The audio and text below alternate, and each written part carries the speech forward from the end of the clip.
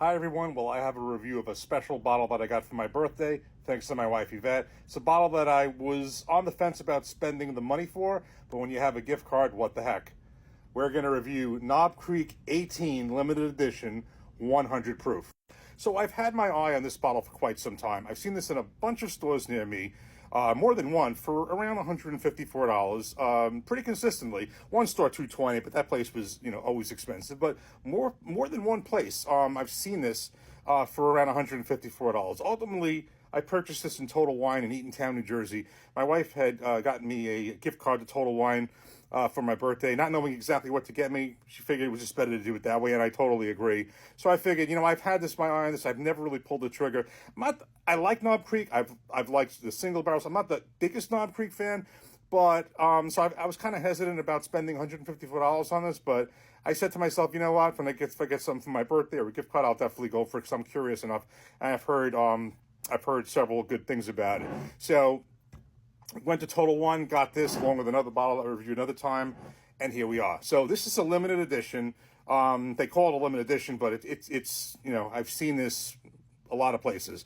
100 proof, not bottled and bond, 100 proof. This is release KC003. Company is Beam Suntory, Distillery Jim Beam. I believe this started in 2022, these releases. From what I understand, this is actually a celebration. It's to celebrate the 30th anniversary of Knob Creek, I guess, when it came out. Again, the age is 18 years. That means, of course, there could be older distillate in this small batch. It means it has to be at least 18 years, could be older. The mash bill is 77% corn, 13% rye, 10% malted barley. I believe that's the mash bill in the other Knob Creeks as well. It's part of the Jim Beam small batch collection. Now, of that collection, of course, I've had the Knob Creek 9, the base 100 proof. I think it's good. I actually had a Knob Creek 9 old fashioned tonight, so it's kind of in my head fresh. I've had the Knob Creek 12, thought that was better than the Knob Creek 9. That was a while ago. And of the single barrels, I like the single barrel select, the one that's the store pick. And those could vary probably by picks. I like the one that I had. I thought it was really good at 120 proof. I liked it better, and I did it blind. I liked it better against the single barrel, better than the single barrel reserve, which is Knob Creek's own single barrel picks. I like the one that's the store pick. So that's my experience. Never had the 15, but never heard very good things about it. I've heard something about Jim. I know Jim Beam has a peanut profile. I'm assuming this is going to be very heavy in that, but I haven't had many bourbons aged this long. Bourbons, in general, if it's not done right, it could be overaged. But when you get to this level here of scotches, yes, I've had it, but I've only had a handful, very, very few bourbons aged this long. So I'm very anxious to get this open. Not a big fan of these tabs. I've had some bad experiences with them in terms of corks breaking and stuff. So hopefully this will go smoothly. Let's get this in a glass and see what 18 years of aging can do.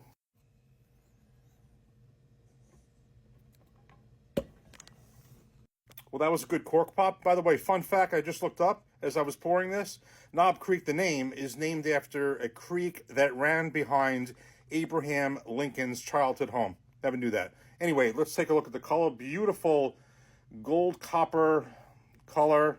I'd like to put this next to the 9. I'm going to have to get a 9, same proof, the regular Knob Creek 9, just to compare it to see what, double the aging is.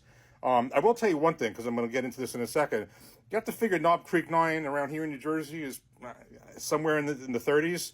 So double the aging isn't double the price, So this is $154. That's a lot more for another 9 years. So I'm going to keep that in mind as I go through this. So let's give this a nose.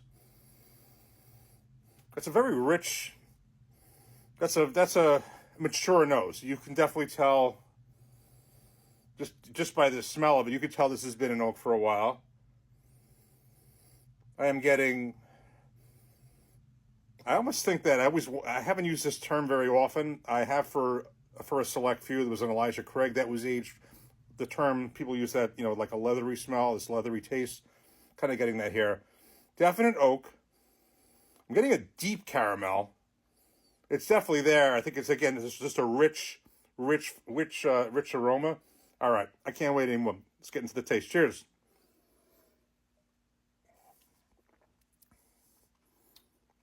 This is a rich This is definitely rich.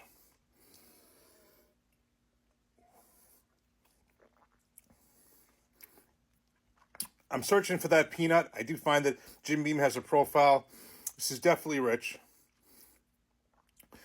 Yes, the caramel. Yes, the vanilla, the oak, brown sugar.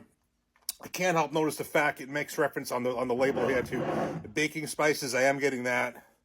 Beautiful, rich taste, rich flavor. You can definitely tell. I mean, I guess I don't know if I would guess 18 years. If you just asked me by the taste of it, but it certainly tastes mature.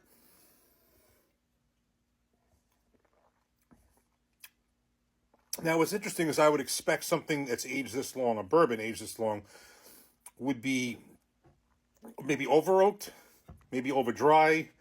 It's neither of these. So you definitely tell there's oak, but there's also some sweetness in here too.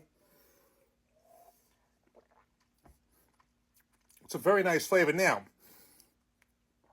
full disclosure here, and I'm going to reserve judgment on this until I put this next to either a Knob Creek 9 or a Knob Creek 12.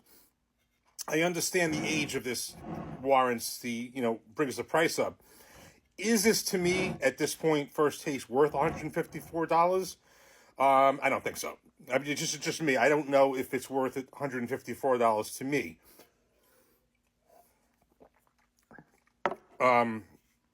There are plenty of other high end. I mean, I paid less for the Stag. That was a good deal.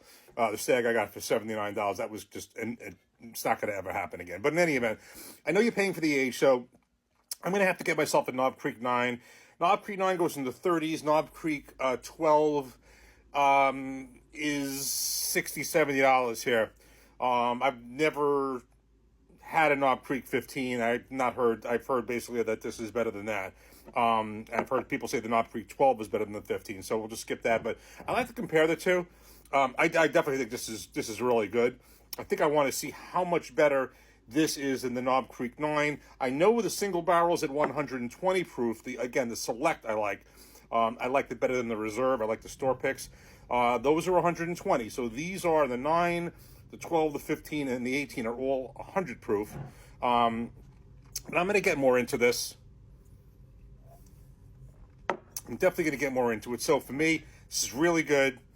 I'm happy I got this with a gift card rather than just, spending the money on this one, because I can think of a lot of stuff. Like I would, again, when we're looking from the same distillery, there are the Bookers, which, I mean, they're not aged as long, but the Bookers are less money than this, or at least $110, somewhere in that range. So I'm going to get more into this. I would say this is really good. I'd like to compare it to the 9, see how much better it is, better than the 12.